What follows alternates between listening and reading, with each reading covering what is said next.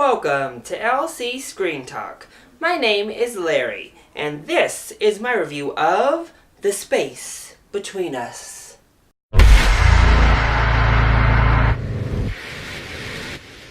So, the space movies renaissance continues.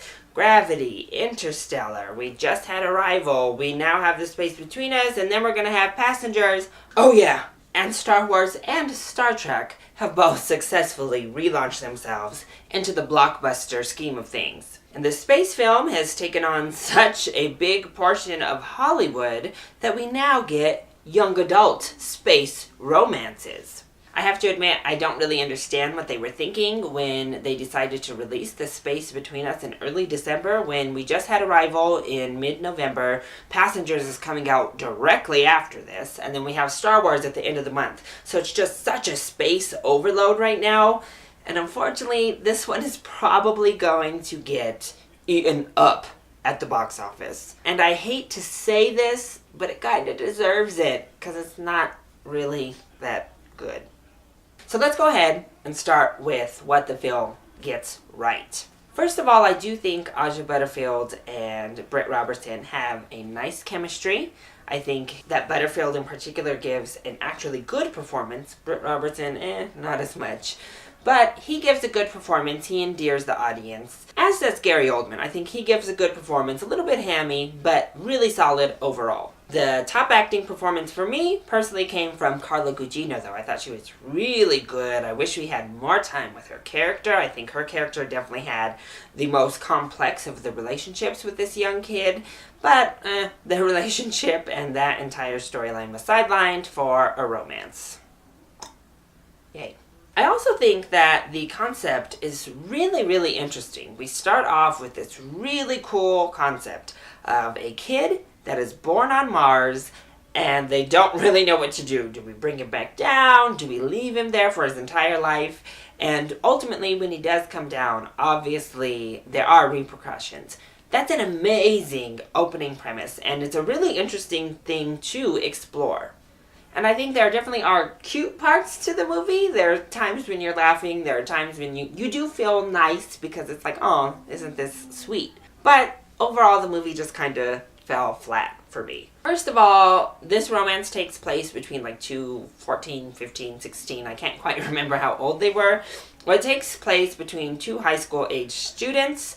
And some of the things that are explored in there made me very uncomfortable with two kids this young. I mean, they should have been way older for this. I really think they should have been quite a bit older for the themes that were explored in the movie regarding romance. Also, if they were older, Britt Robertson's character would have been a little bit less annoying and a little bit less on the nose of an angsty teenager. Also, why did we have to have this romance? I don't understand why the movie focuses on the romance when the underlying theme of the film, and as I said, I thought the Gina Aja Butterfield character relationship was a much better relationship to focus on, and the romance, I mean, could have been a backstory to me and it would have been okay, but it was front and center. It was what we really focused on. It hijacked the whole movie, and it's just so much less interesting as this teenage love story. Also, with the character himself, there are just so many inconsistencies to me that it kind of got under my skin. He watched these movies and he learned and had access to like internet and stuff up on Mars, so he learned quite a bit about human culture. However, when he got down to Earth and interacted with people, his knowledge of that human culture waned in and out very heavily. He would know what some things are while completely having no idea what other things were. Sometimes he knew things that he never would have been able to really learn from the internet. And then he would have no clue about things that he could have very well learned and earlier in the film indicated he should have known. There's also a big twist and a big reveal in the movie that you can kind of foreshadow pretty early on. And the ending gets so melodramatic and so anticlimactic because you know what's gonna ultimately end up happening.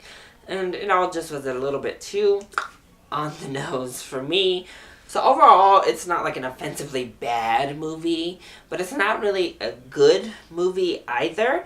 And I think it's going to be way too similar to Passengers, except for the fact that Passengers is a movie that takes place between two adults two superior actors and looks to be just better in every single way. So again, I don't know why the space between us is even really opening when it is, because it's going to get completely crushed by what seems to be a superior movie right after it's released. But again, it's not a horrible movie. It's fine. It's a harmless movie. It's okay for teenagers to go see. It's okay for parents to go see. I don't think you'll hate the experience. I think you'll have a perfectly okay time.